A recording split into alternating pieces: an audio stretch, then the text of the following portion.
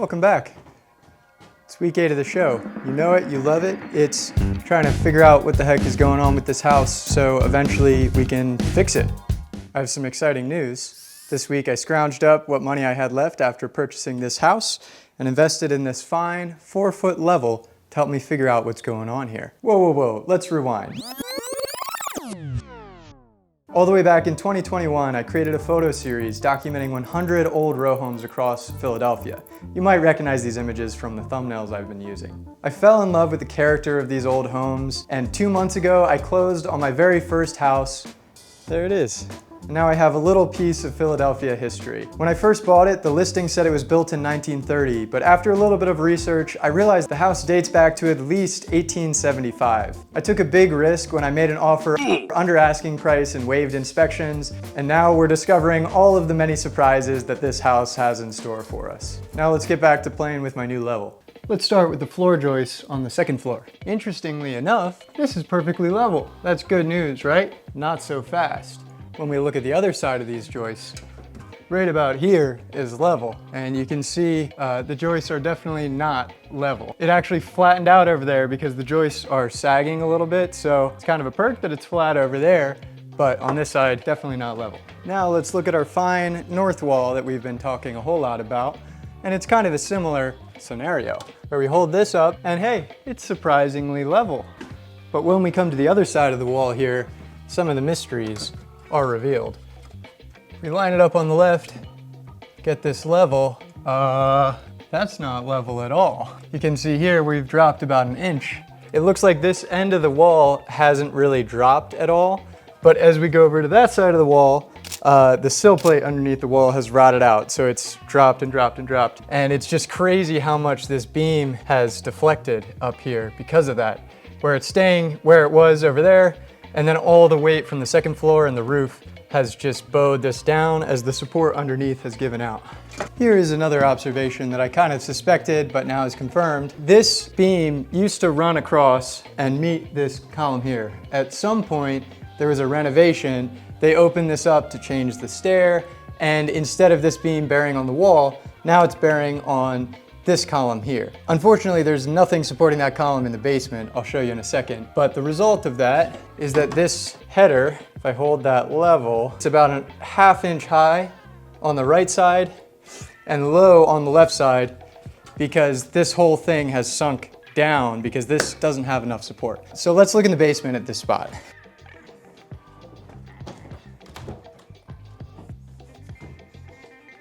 So that column, coming down right about there, and you can see there's simply no support, no column to go down, so it's really putting strain on this joint here. And you can see as it's dropped that the top is tight and this bottom has a little bit of a gap underneath.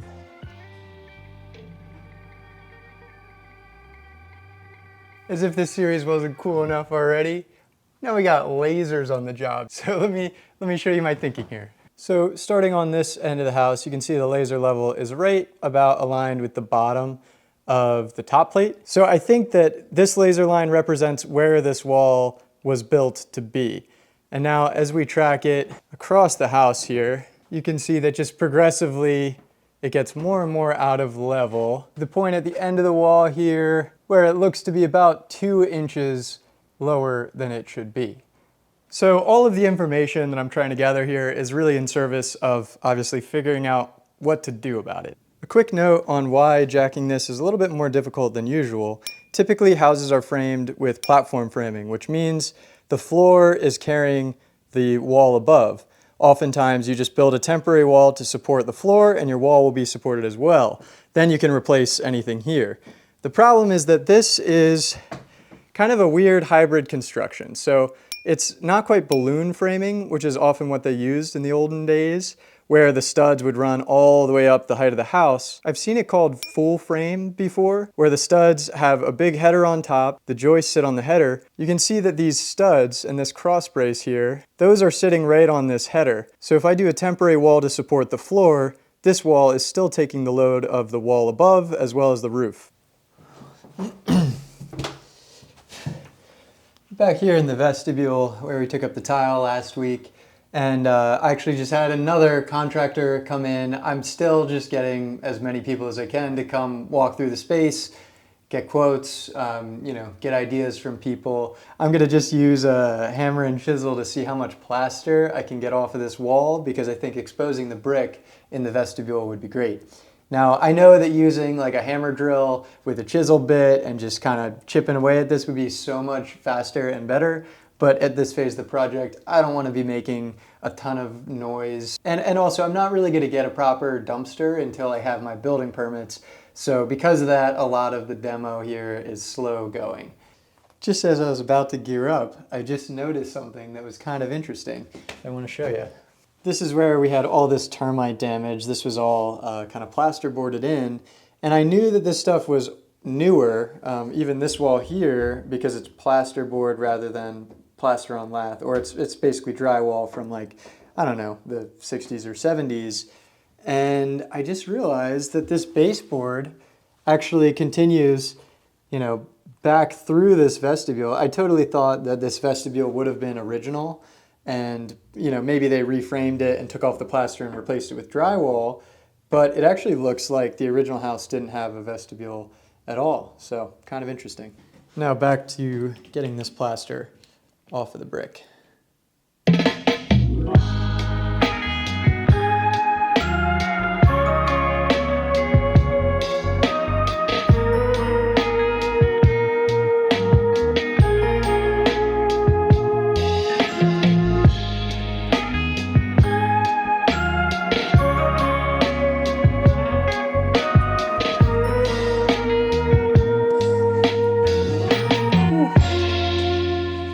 Worked up a good sweat with all this PPE on. Oh my gosh. So that time lapse was 45 minutes, and we got a lot more to go. So you can just get a sense it's gonna be several hours, at least with this method, to get all this plaster off. But just a note on this whole process, really, I love the idea of living in a place that you put a lot of man hours into. Like, whenever I walk into this house in the future and see this exposed brick wall, I'm just gonna think back to these days just sweating in this vestibule. It kind of reminds me also, I don't know if you're familiar with Pillars of the Earth. It's a book, these guys like building a cathedral, and something about just working with masonry with a hammer and a chisel feels like going back to medieval days. Although they were doing much more grand things, building cathedrals and carving stones to the millimeter accuracy. I'm just chiseling off plaster. But another note, I definitely don't envy the people that do this day in and day out. But like I said, to do a little bit of this type of work on your own house and then live with it for years to come, I think is an incredibly fulfilling experience. So guess we gotta get back to it.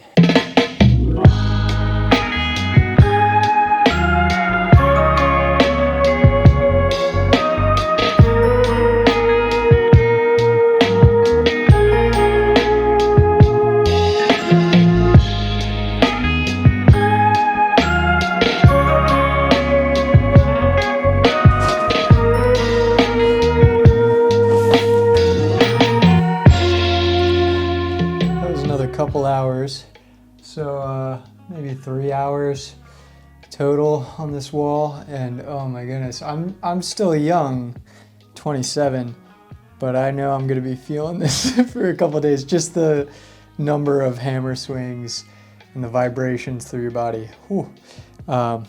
It's fun work though. I mean, this early process, it's maddening, just like all the decisions that need to be made. And sometimes I come to this house and I don't even know what to do.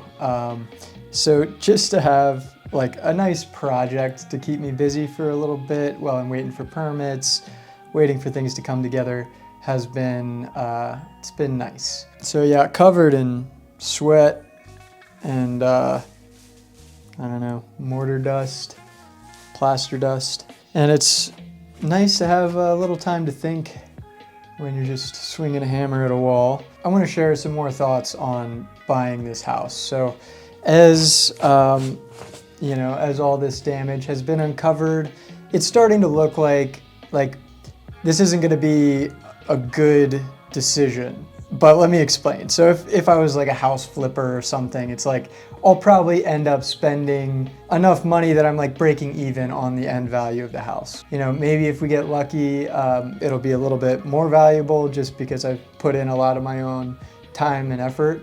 But the way I see it, I'm really not so concerned about that end result because I'm just going to live in it for several years. So it's more about just having a house that I feel proud of and that I was able to work on myself. But there are a couple big kind of side benefits to doing this. Even though I could have just spent more money on a move-in ready house and just forgotten about it, I'm in a unique situation where, you know, I don't have a full-time job and I have time to do this. So I just like the idea of knowing this place inside and out. You know, if I bought a house that someone else renovated, they might have covered up issues that I, you know, would have to discover later, or who knows.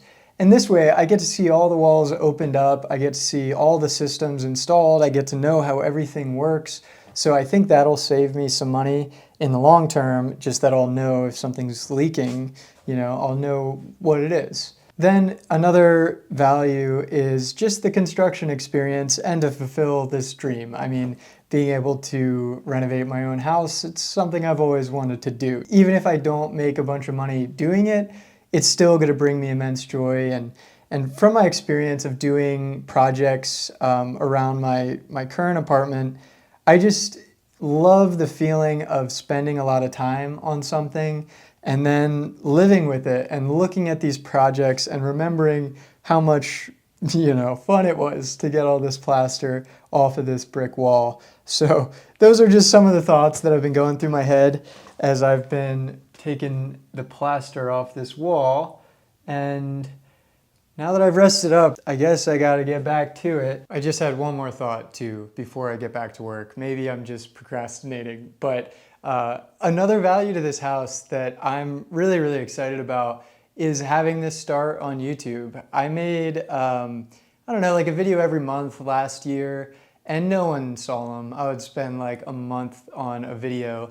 And YouTube's a ton of work, and I didn't expect it to really work out for a very long time. But with my life as an independent designer and artist and just creative person, I see YouTube as a great match for my lifestyle and kind of what I want my life to be, because I want to be able to just do fun, creative projects and be able to share them with everyone. So obviously YouTube's a great way to do that. And I'm really excited to share too that since this series has gotten some views and I was able to monetize the channel, this month my mortgage will be paid through AdSense. So just a huge, huge thank you to everyone who watches this series. Like, you're actually really helping just by watching and following and commenting. So I really appreciate all the support. And it's so great too to see when people have you know, knowledge to share in the comments. I read them all and I respond to as many as I can. So thank you for being a part of this. Now I guess I gotta get back to chiseling. I'm gonna be so sore.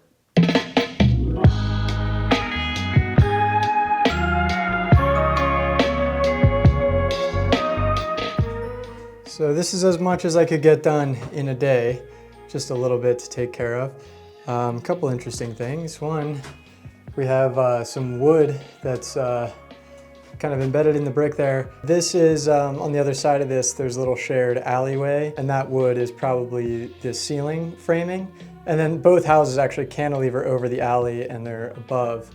The other thing is there's a little bit of a crack in the bricks there, and you can see a crack right in here too, which is unfortunate. This whole time I was thinking, wow, you know, after all the issues I found, it's nice to see some brick that's intact, but yeah, we got cracks.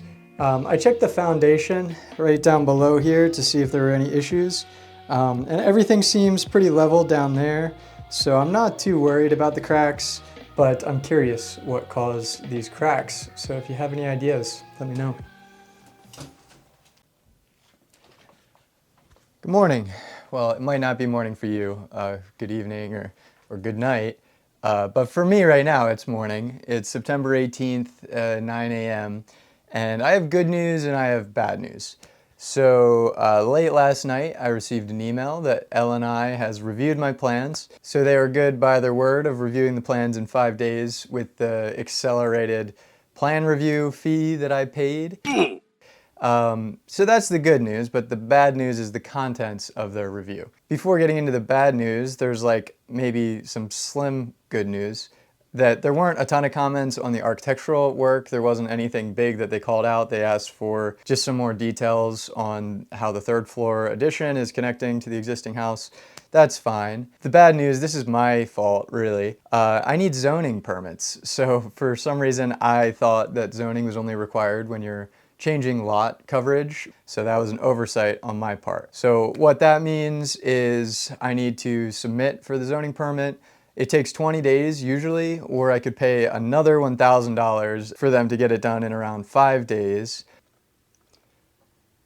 I'm working on the edit right now. I want to give you a quick update on this whole permitting situation. So I submitted my zoning permit with the accelerated review, and immediately they got back and said that I didn't have the right documentation. I just submitted like the same plans I submitted for the building permit.